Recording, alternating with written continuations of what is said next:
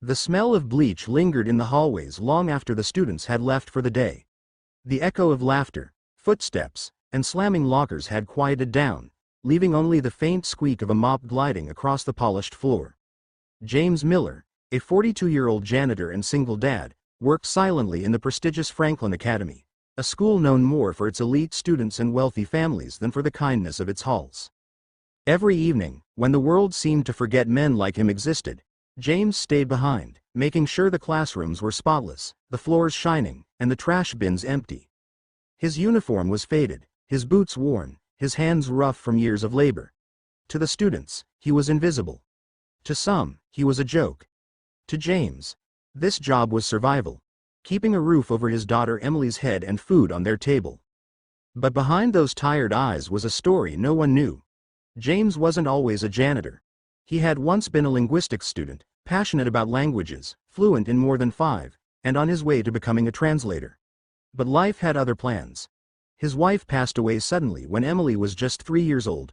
Dreams crumbled under bills, daycare fees, and the need to be both mother and father. He gave up his future so his daughter could have hers. Yet he never complained.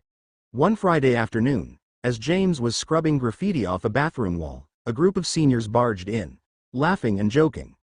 They were the kind of students who wore privilege like a second skin, designer shoes, expensive watches, the kind of confidence money buys. "Hey, Miller," one of them shouted, his voice echoing in the tiled room. "Don't you ever get tired of cleaning up after us?" The others snickered, their laughter bouncing off the walls. James didn't flinch. He just kept working. "Bet you couldn't do anything else even if you tried," another added. "Imagine spending your life with a mop." James looked up briefly, offering a polite nod, then returned to scrubbing. He had learned long ago not to let taunts pierce his peace. But then, one of the boys pulled out his phone. On the screen was a long passage written in Mandarin. "All right. Listen," the boy said, smirking. "Translate this. If you can, I'll give you my salary for the month. 2 grand. But if you can't, you gotta admit all you'll ever be is a janitor." The group roared with laughter, certain they had cornered him into embarrassment. James paused. His heart pounded, not from fear but from memory. Mandarin was one of the languages he used to study tirelessly, late nights at the library before Emily was born, when the world still felt wide open. He looked at the text, scanning it quickly. The words flowed back like an old song he hadn't sung in years.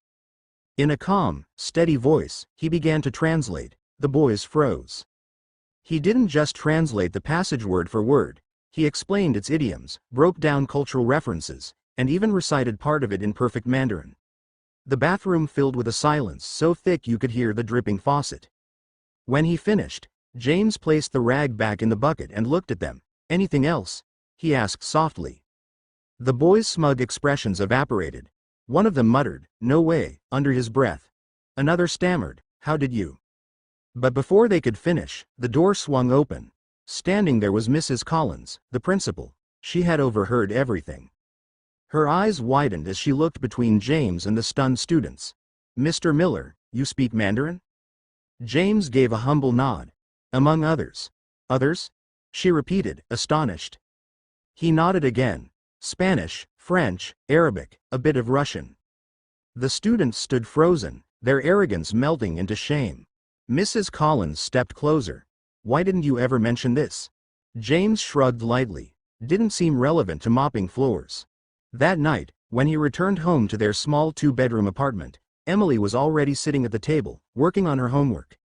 Her golden hair was tied back messily, and she looked up with the brightest smile as soon as he entered. "Daddy, you're home." James dropped his bag by the door and hugged her tightly. "Always, kiddo, always." He didn't tell her what happened at school that day, but inside, something stirred. For years he had buried his talent under the weight of responsibility, but maybe, just maybe, the world hadn't forgotten who he was. The next Monday, Mrs. Collins called him into her office. He stood awkwardly, hat in hand, unsure why he was there. "I've been thinking about what I saw," she began, "and I spoke with the school board. We've been trying to start a foreign language enrichment program for our students. It never got off the ground because we couldn't find the right person, until now." James blinked. "Are you asking me to teach?" Her smile was warm. Yes.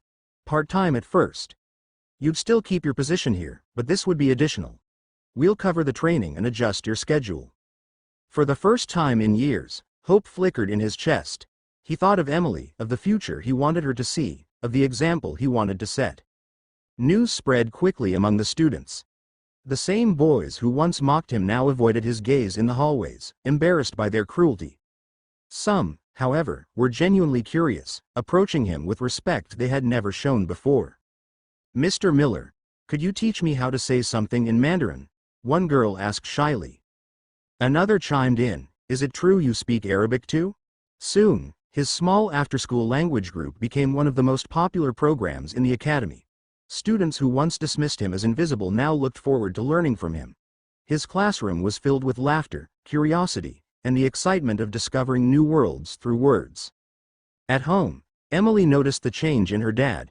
He smiled more. His shoulders seemed lighter. One evening, she asked, "Daddy, do you like teaching?" He looked at her with gentle eyes. "I love it, sweetheart. More than I ever thought I could again." She grinned. "Then I'm glad, because you're amazing at it." Months passed, and the bond between James and the students deepened. What began as reluctant respect grew into genuine admiration. He taught them not just grammar and vocabulary, but also lessons about resilience, humility, and the beauty of learning from every culture.